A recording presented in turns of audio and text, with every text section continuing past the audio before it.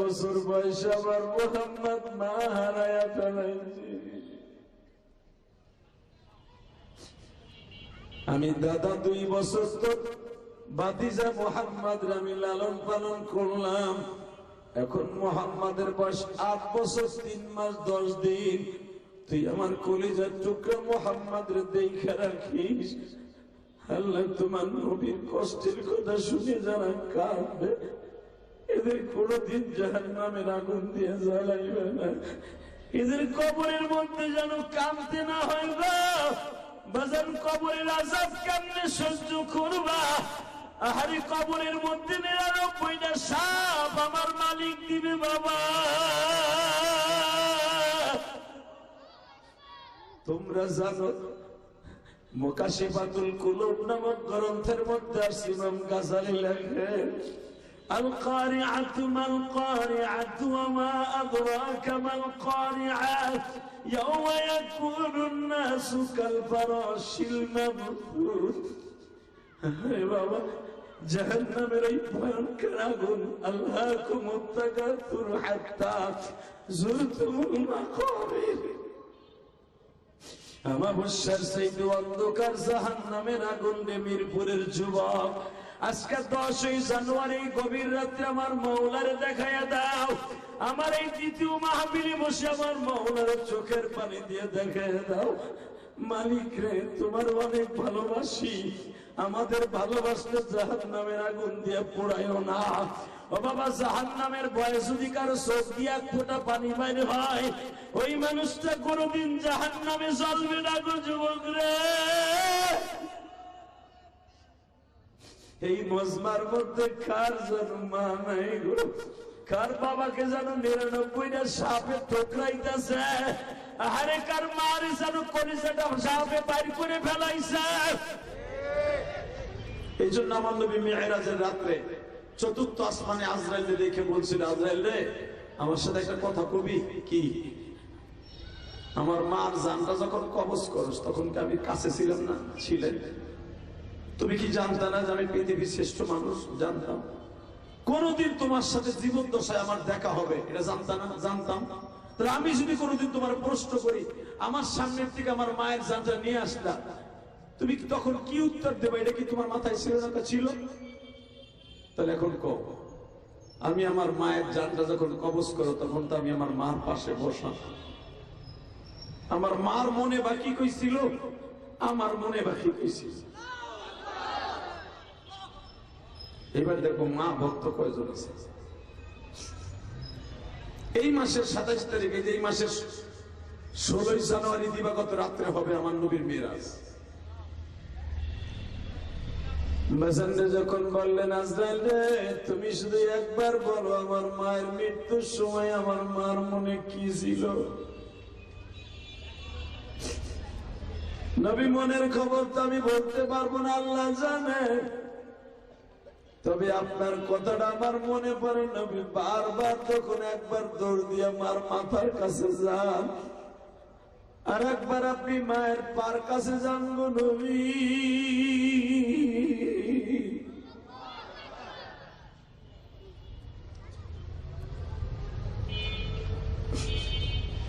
আমি আজরাইল আপনার মায়ের জানটা কবজ করতে আমার অনেক কষ্ট হইবে।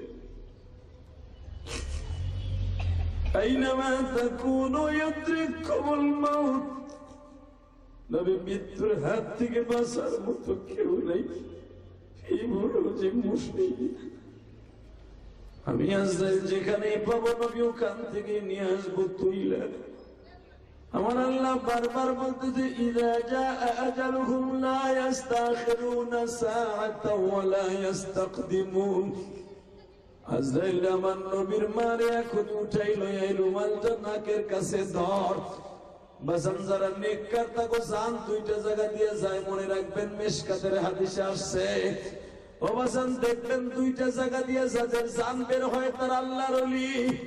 আজকে জামিয়া ইউনিভার্সিটির একজন বুজুর্গ বিদায় নিয়ে চলে গেল বাবা। জামিয়া ইউনিভার্সিটির একজন বুজুর্গ গেছে, যাইয়া দেখো লক্ষাধিক মানুষ তার জানাজায় হবে। আমি আপনাদের 2টা পাও ধরে বলে দিয়ে যাই, আর যার কপাল ভালো হয়ে যাবে। অবসান বেগম জিয়ার কথা তোমরা দেখো, জীবনে কি ভালো কাজ করছে বেগম জিয়া, খালেদা জিয়া জানি না, তবে বাজান কে কোন দল করো আমার দেখার বিষয় নয়।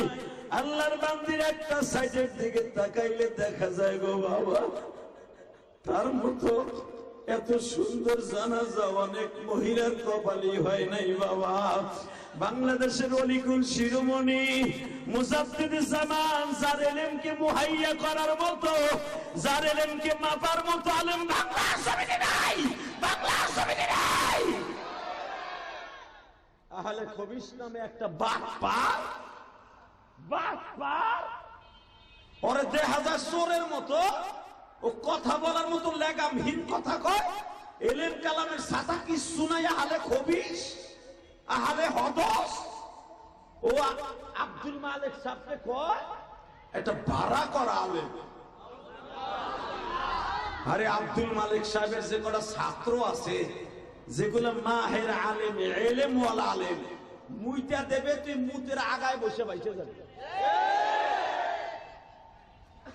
আব্দুল মালিক সাহেবের চিনোর বেড়া বাটপার, দুইটা আর বাটপার, এলেম নাই কালাম নাই, কোরআন শরীফ সহি শুদ্ধ ভাবে পড়তে পারে না। ও আব্দুর রাজ্জাক কোরআন শরীফ পড়লার পিছে নামাজি হয় না, কথা কর না কেন? ও যে কোরআন শরীফ পড়ে ওগুলা বড় ইমাম। আব্দুল মালিক সাহেবের বদনাম বলে বলে ভাড়া করে নিছে, তারে টাকা দিয়ে, তারে ভাড়া দিয়ে বলে যায় যায়।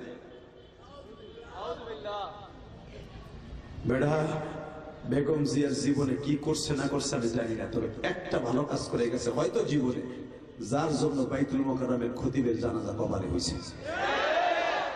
আব্দুল মালিক সাহেবের আগে যতগুলো খতিবা ছিল, এই যে একটা ছিল সালাউদ্দিন বিদাতের আখড়া, কথা কর না কেন? বেড়া কপাল ভালো বেচারির ওর জানাজা হয় না।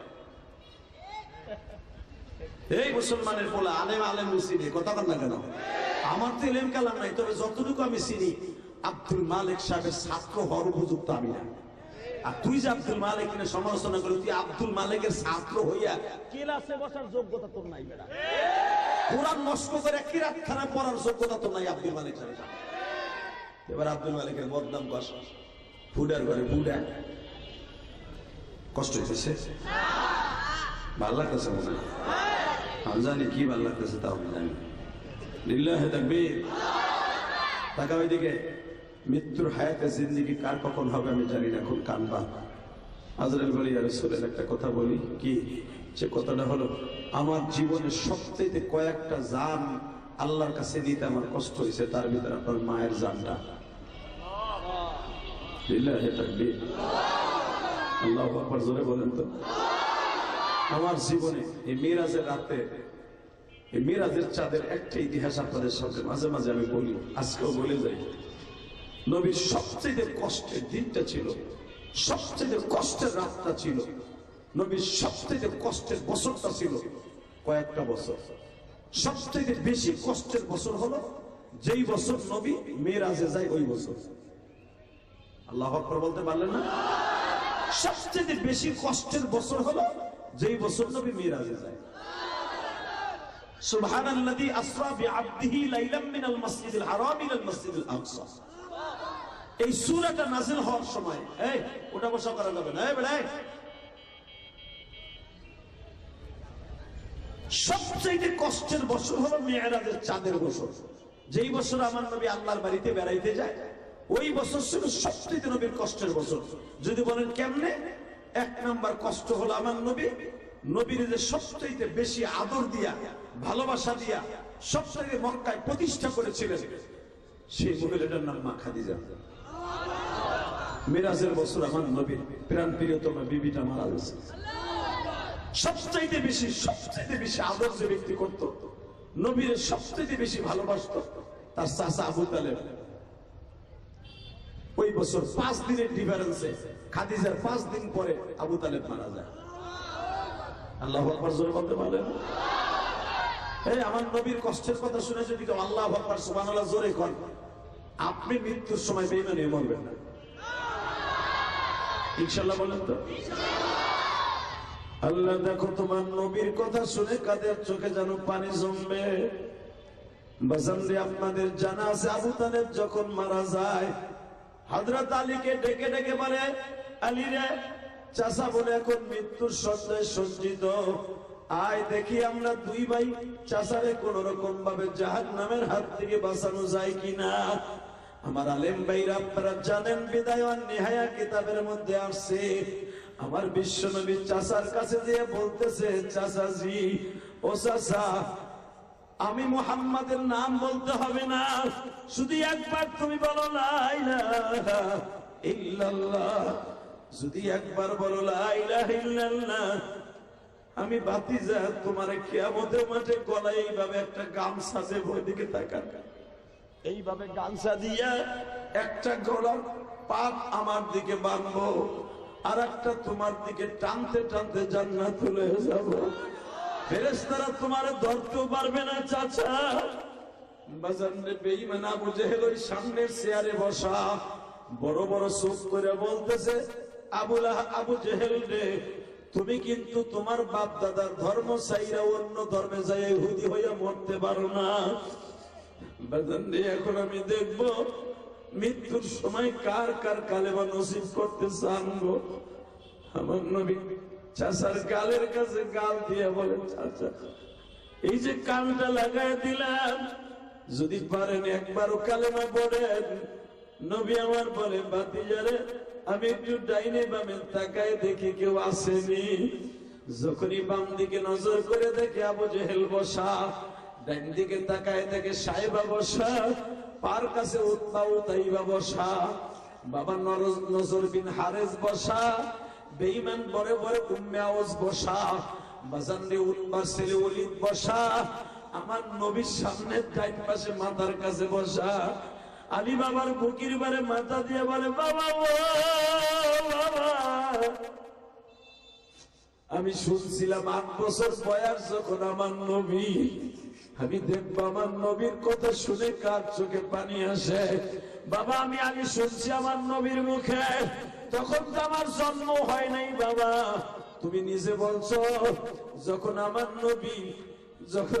নবীর 8 বছর 3 মাস 10 দিন বয়স, তখন তোমার বাবা আব্দুল মুত্তালিব আমার নবীর তোমার হাতে তুলে দিয়ে বলছিল, হে আবু তালেব, আমার 9টা ছেলের মধ্যে তোরে আমি চুজ করছি, আমি তোরে চয়েস করছি। বাবা আমার কলিজার টুকরা মুহাম্মদ রে, তোর জীবনের বিনিময়ে কোনদিন কষ্ট দিবি না।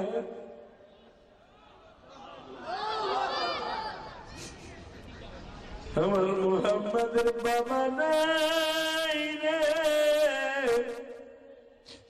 6 বছর বয়স আমার মুহাম্মদ মা হারায়া ফেলাইছে।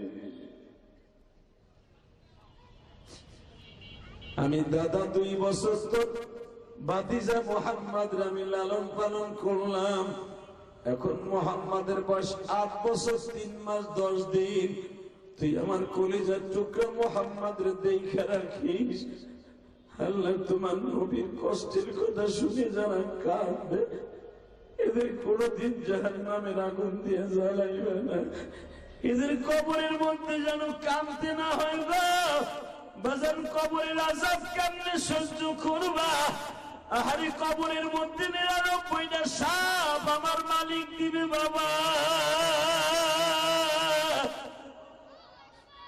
তোমরা জানো, মুকাশিফাতুল কুলুব নামক গ্রন্থের মধ্যে ইমাম গাজালি লেখে, আল কারিআতু মাল কারিআতু ওয়া মা আদরাকা মাল কারিআ, ইয়াওমা ইয়াকুনুন নাসু কাল ফারাশিল মাবথুথ। হে বাবা, জাহান্নামের এই ভয়ঙ্কর আগুন, আল্লাহুকুমুত তাকাসুর হাত্তা যুরতুমুল মাকাবির, আমাবস্যার চাইতে অন্ধকার জাহান্নামের আগুন রে মিরপুরের যুবক। আজকে 10ই জানুয়ারি গভীর রাত্রে আমার মাওলারে দেখাইয়া দাও। আমার এই দ্বিতীয় মাহফিলে বসে আমার মাওলার চোখের পানি দিয়ে দেখাইয়া দাও, মালিক রে তোমার অনেক ভালোবাসি, আমাদের ভালোবাসলে জাহান্নামের আগুন দিয়ে পোড়াইও না। ও বাবা, জাহান্নামের ভয়ে যদি কারো চোখ দিয়ে 1 ফোঁটা পানি বাইরে হয়, ওই মানুষটা কোনদিন জাহান্নামে জ্বলবে না গো যুবক রে।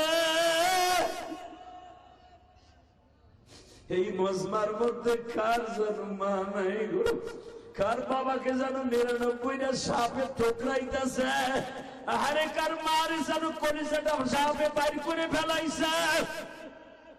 আমার বিশ্ব নবী বলেন 99টা সাপের মধ্যে একটা সাপের নাম হলো, আরে একটা সাপের নাম হলো বাবা মারজুক, আর একটা সাপের নাম বাবা মাহবুস।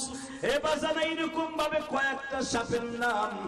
আমার বিশ্ব নবী বলেন এই সাপগুলা যখন তোমার কামড় আরম্ভ করে দিবে, কলিজাটা টান দিয়ে বাইর করে ফেলবে, আরে কলিজার মধ্যে নাকটা দিয়ে হুমবে আর বলবে তোর কত বড় সাহস, আজান শোনার পরও নামাজটা পড়স নাই। যুবক ভাইরে কেমনে সহ্য করবি জাহান্নামের আগুন? আমার মাওলারে দুইটা হাত উঁচু করে আমার আল্লাহর একটা ডাক দিয়ে দেখায় দে মালিক, কেমনে সইবা জাহান্নামের আগুন?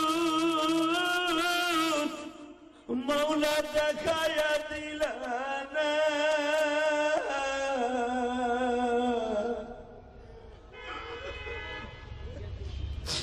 কবরে যায়া সাপে কাটলে সইবা কেমনে?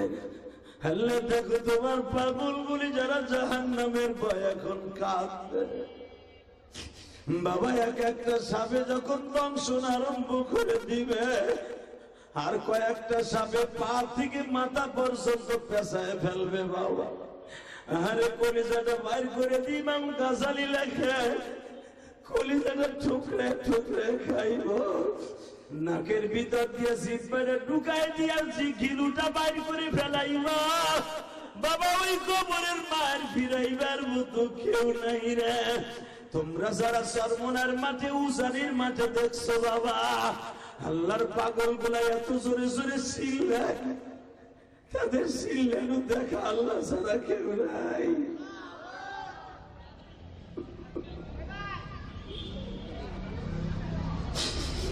আল্লাহ জাহান্নামের আগুন সহ্য করার মতো বডি আমাদের নাই। আল্লাহ কেমনে সহ্য করবো জানি না, তবে তোমার কুদরতি পাও দুইটা ধরছি আল্লাহ, ওই জাহান্নামের তোষকের উপরে আমাদের শোয়াইও না, জাহান্নাম দিয়ে আমাদের চেহারার মধ্যে একটা আসার বাইরো না।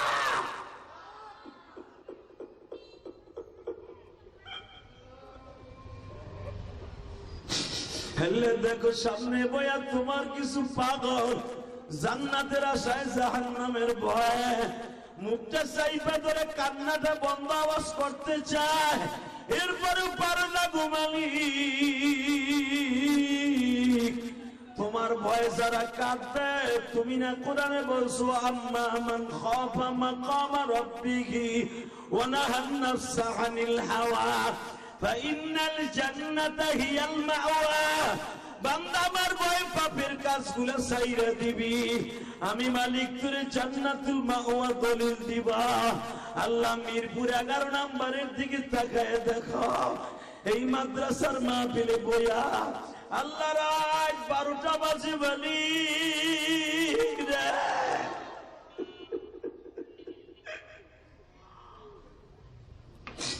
রাত 12টার সময় মিরপুরের অধিকাংশ ঘরের দরজা বন্ধ।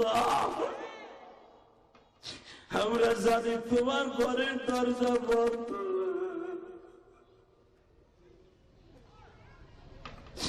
আমরা জানি এই যুবকরা জানে তোমার দরজা বন্ধ না। আল্লাহ জীবনে অনেক গাঞ্জা খাইছে, বিড়ি খাইছে, নামাজ কামাই দিয়ে টিভির সামনে রাত কাটাইছে, ঘন্টার পর ঘন্টা হারাম কাজে কাটাইছে।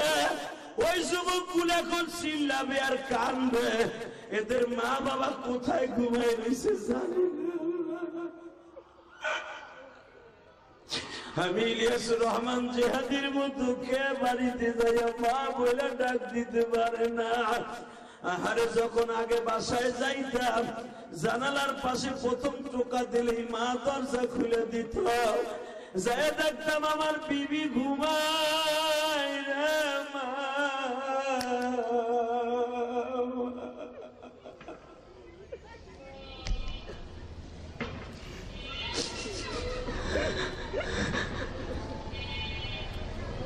গত পরশুদিন একটা যুবক বলে, হুজুর আমি যখন সিঙ্গাপুর ছিলাম আমার মা আমার শোকে কাঁদতে কাঁদতে অন্ধ হয়ে গেছে। হুজুর আমার মায়ের চোখের ছানি পড়ছে।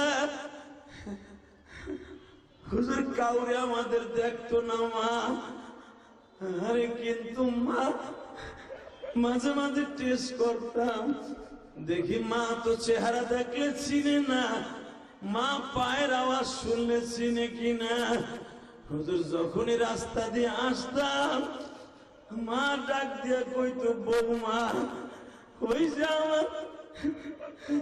আমার আকরাম আলী আইছে। আমি ভাবতাম আমার মা কেমনে বুঝে আমি আইছি। আমাদের বাড়ি হুজুর বিশ্ব রোডের সাথে, আমার মা কেমনে বুঝে আমি আইছি।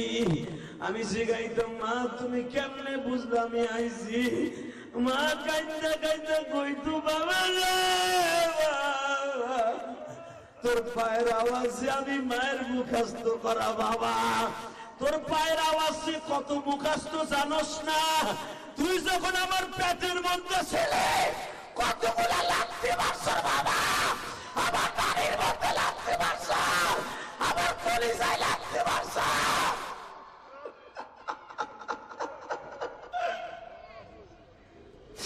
বাবা তুই পেটের মধ্যে থেকে তোর পায়ের আওয়াজটা আমার কাছে পরিচিত। বাবা তুই যখন পেটে থাইকে এক একটা লাথি দিতি মনে হইতো আসমান আমার মাথায় ভাঙ্গা পড়তাছে। পৃথিবীর কারো কাছে বলি নাই আমার লাথির ব্যথার কথা।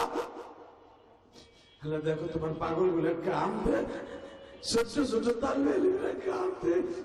আমিও তো 12 বছর বসে মা হারাইছি।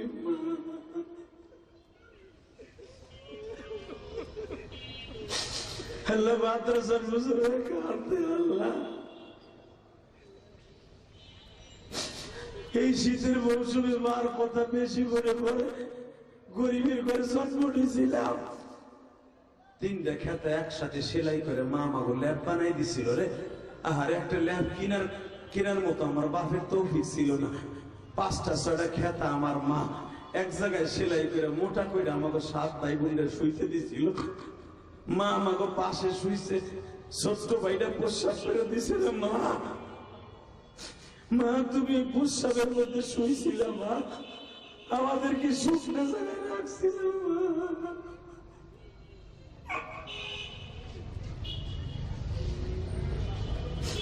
আল্লাহ দেখো কেমনে কান্দে, আল্লাহ দেখো কেমনে কান্দে। আল্লাহ আল্লাহ জীবনে এইভাবে সুর দিয়ে কোনোদিন কান্দে নাই। তোমার নবীও তো সারা জীবন মা মা বলে কাঁদছে। আরে যারা কান্দে এদের জীবনের গুণ মাফ করে দাও আল্লাহ, এদের মা তো কিনে মাফ করে দাও।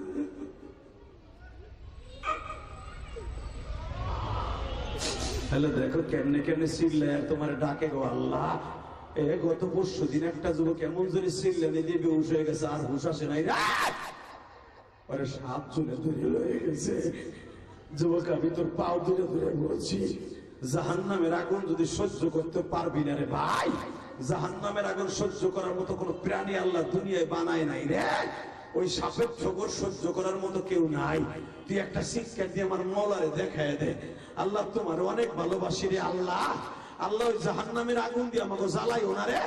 এ যুবক আল্লাহ রসুল একটা ডাক দে, ডাক দে, ডাক দে যুবক, ডাক দে, ডাক দে যুবক, ডাক দে, ডাক দে, ডাক দে, ডাক দে, ডাক দে, রাত 12টার সময় ডাক দে। 10 জানুয়ারি ডাক দে, রাত 12টার সময় ডাক দে, ডাক দে যুবক। আল্লাহ দেখো কেমনে কান্দে, আল্লাহ দেখো কেমনে কান্দে। এদের জীবনের গুনাহ মাফ করে দাও, জোরে করে আমিন। ভাইজান আমি আপনাকে 2টা পাও ধরে বলে দিয়ে যে দুনিয়া থাকার জায়গা না, কথা ঠিক না ঠিক? এই দুনিয়া থাকতে পারবেন না। কয়েকটা জিনিস কইরা মারা যায় বাবা। তার ভিতরে 1 নাম্বার আমার নবীর জীবনের সাথে বেশি ভালোবাসে, ঠিক না ঠিক? নবীর আমি তো এই মাসে 50 ওয়াক্ত নামাজ পড়ে তারপরে কবরে যাই। আপনি জানেন নামাজ 5 ওয়াক্ত, আসলে নামাজ 5 ওয়াক্ত, নামাজ 50 ওয়াক্ত। কত ওয়াক্ত? জোরে কও, আরো জোরে। 50 ওয়াক্ত নামাজ পড়বা, 5 ওয়াক্ত দিব, 50 ওয়াক্ত। এটা তোমার আমার জন্য সারপ্রাইজ। 50 ওয়াক্ত নামাজ না পড়ে কবরে যাও না, ইনশাআল্লাহ বলে। প্রতিদিন 50 ওয়াক্ত নামাজ পড়বা ইনশাআল্লাহ।